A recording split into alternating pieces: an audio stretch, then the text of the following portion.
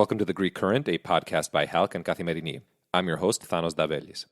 While Russian-Turkish dealings in a number of conflict hotspots in the Middle East, the Black Sea, and the Caucasus have attracted international attention, reactions to Ankara and Moscow's collaboration when it comes to nuclear energy have been rather muted. Professor Ioannis Grigoriadis joins me to look into the nuclear plant Russia and Turkey are building at Akkuyu, discuss its impact on Russian-Turkish relations, and break down the major environmental and security concerns this project presents for the Eastern Mediterranean and the West. Dr. Ioannis Grigoriadis is a senior research fellow and the head of the Turkey program at ELIAMEP. He's also an associate professor and chair of European Studies at the Department of Political Science and Public Administration at Bilkent University. Ioannis, welcome onto the Greek Current. It's great to be with you. Ioannis, energy is already a fundamental aspect of Russian-Turkish relations and has given Russia an upper hand in the relationship. Now Turkey and Russia are building a nuclear plant at Akkuyu. How do you see this project impacting the balance between Ankara and Moscow?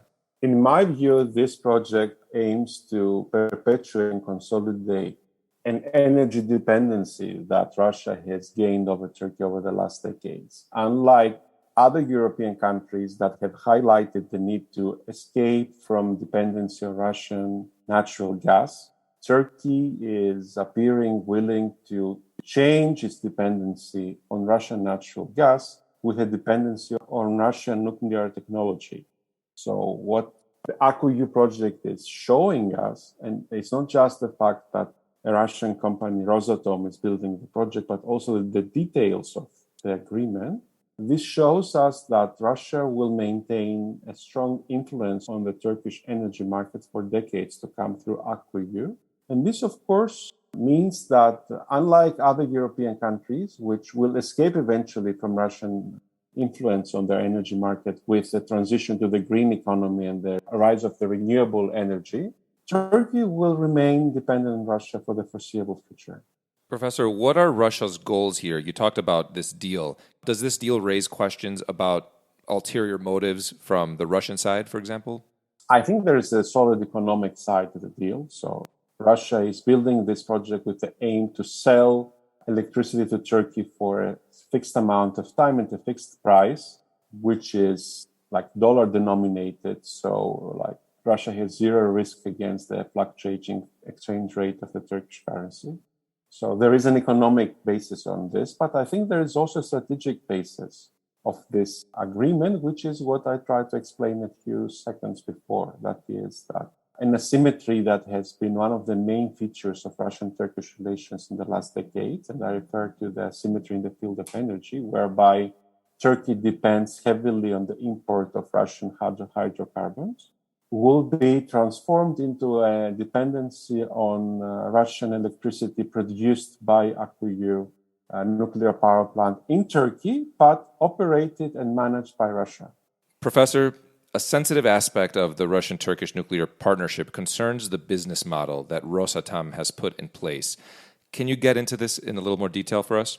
Well, in most cases, companies that build nuclear power plants are interested in recovering their investment, making their profit, and then leaving the power plant in the hands of the country that has contracted that.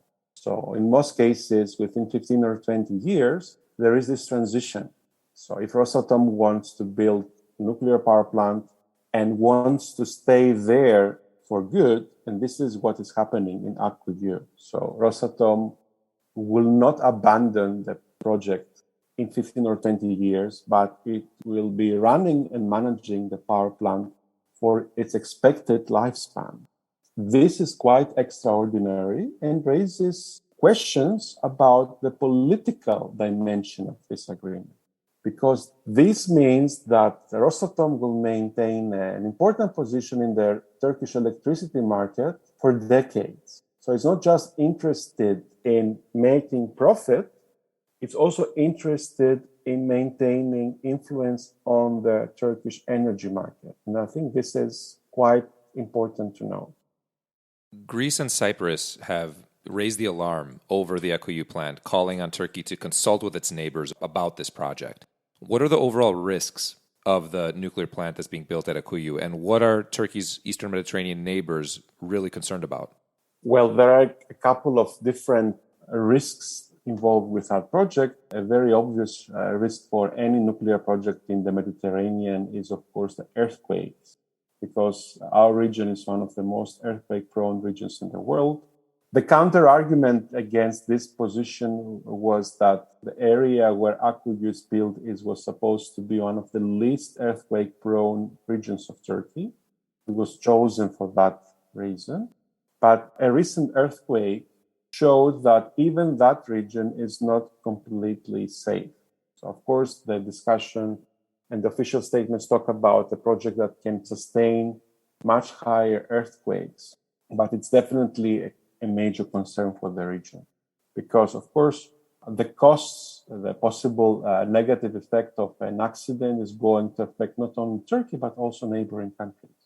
In addition to that, there is a major concern regarding the contribution of the power plant to the increase of the temperature of the Mediterranean seawater.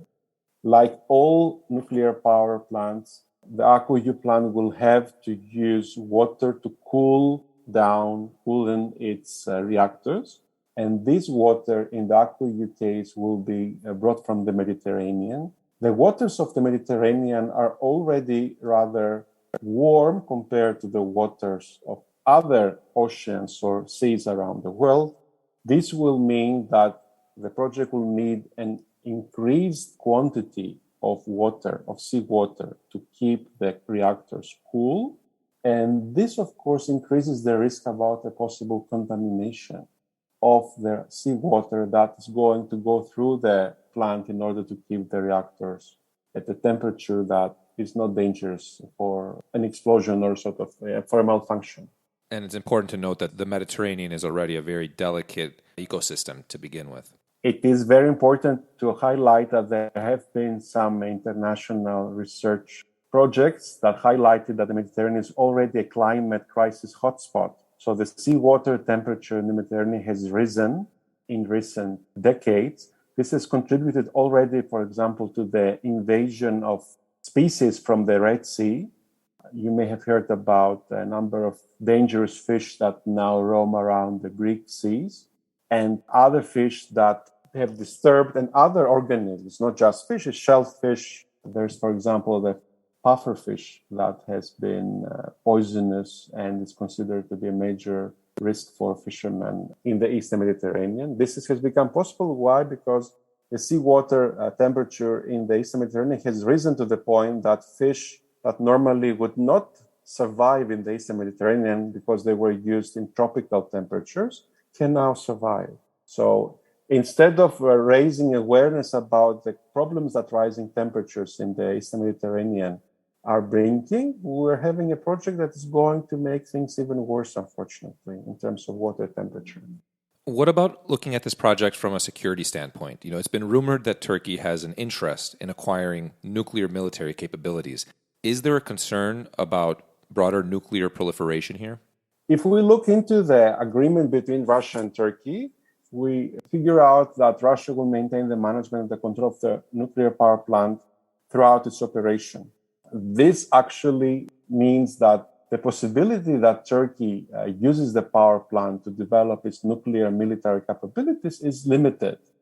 So in most other power plant cases, within a period of 10 or 20 years, the country that hosts the power plant takes over full control of its management and its operation, which in theory could facilitate an attempt to develop nuclear capabilities through the power plant infrastructure. In the case of Turkey, this is not going to be the case. So at least on paper, Akkuyu doesn't appear to be a major concern as far as the development of Turkey's nuclear capabilities, military capabilities is concerned. Professor, the post-February 24th world has made it increasingly difficult for countries to have their feet in both camps, something Turkey has tried to maintain since Russia's invasion. Does this nuclear project, which is going to increase Turkey's reliance on Russia in the long term, as you've laid out, indicate, a choice that's been made by Ankara here? Well, I think we need to state that the agreement and the terms of the agreement have been agreed before Russia's invasion of Ukraine. So in that respect, it sheds light on a very complex relationship between Russia and Turkey.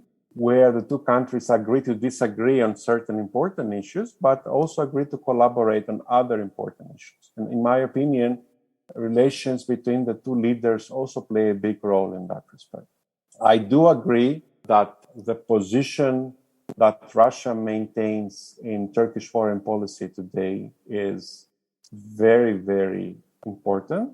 But on the other hand, I don't think that Turkey has already made any final choice in that respect. I think that they will continue sitting on the fence, trying to accrue benefits from both sides. But it is very likely that at some point in the near future, they will have to make a firm choice. And I do think there that the course of Turkish economy and domestic political developments are going to be a significant parameter in decisions to be made by the Turkish government. What's the view in the West on this partnership between Russia and Turkey, especially with regard to this nuclear plant that's being built? How does, NATO, the United States, for example, view this in relation to Western interests? Well, it is a decision by a sovereign country, Turkey, with another sovereign country, Russia. So I don't think that NATO or the United States can openly, categorically oppose the details of this agreement. But on the other hand, of course, it raised significant concerns about the extent to which Turkey wants to build its strategic cooperation and partnership with its all-time allies. Let's not forget that Turkey has been a member of NATO for almost 70 years and has based its security architecture on its membership of the Western international and security organizations. In recent years, we've seen a sort of new policy whereby Turkey claims some sort of strategic autonomy against the West. So Turkey claims the right to define its own national security interests and then protect this even against what is understood as Western or American security interests. So in that respect, these tendencies are met, of course, with major concern by the Western allies in the United States. On the other hand, I think that there is another important point to be considered here, that the United States don't want to give a pretext for Turkey to completely break away from the relationship. So the United States are trying to find ways to consolidate their cooperation and their strategic partnership with Turkey without giving anti-Americans or anti-Western forces in Turkey a pretext to say that we just went to Russia because we had abandoned us or we gave us no option. I think the discussion about S-400s, for example, it is an important example in that respect, because no matter what is understood by the international community, and I do think that the decision of Turkey to buy S-400s is a major blow against NATO and against the sort of its membership of the Western security community. The discourse in Turkey is that, well, we requested Patriots and then we were not offered Patriots, so we had to get S-400. So I think that Turkish policy is carefully followed by the Western powers and the United States, and including nuclear policy, of course, because nuclear proliferation is a major security issue for the world, and developing close interdependence on Russia is something that raises major concern for the United States.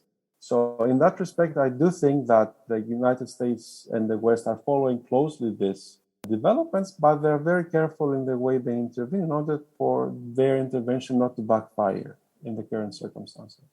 Professor Grigoriadis, thanks for joining us on The Greek Current. Great speaking with you. You're most welcome. In other news, Greece expects 2 moves by Turkey that will ratchet up tensions this summer to levels not seen since 2020. The first move, according to Kathimerini, would be an official challenge to the sovereignty of several Aegean islands, either through a letter by Turkey's permanent representative to the United Nations, to the UN Secretary General, or a note. This is the old gray zones tactic pursued by Turkey since the 1990s. The second move under consideration in Ankara is to award an exploration license to the state-owned Turkish Petroleum Corporation in an area between the islands of Rhodes and Crete. Whatever Turkey's actual intentions, Greek officials are fairly convinced that tensions will escalate. Finally, Alexandroupoli is about to get even busier with shipments from and to Ukraine and plans for a road and rail connection to facilitate them. The inconclusive meeting in Ankara between the foreign ministers of Russia and Turkey, who had sought to create a safe passage for merchant ships in the Black Sea, has made a safer land route a viable, even urgent option. Kathimerini reports that there are talks involving the European Union and Ukraine for the transport of bulk cargo from Ukraine by land due to the Russian blockade of Ukrainian ports and the gridlock in the Bosporus Strait. Specifically, Ukraine is looking to export wheat, corn, and sunflower seeds through Alexandroupoli, as well as iron ore and glass. That wraps up today's episode of The Greek Current. Thanks for tuning in.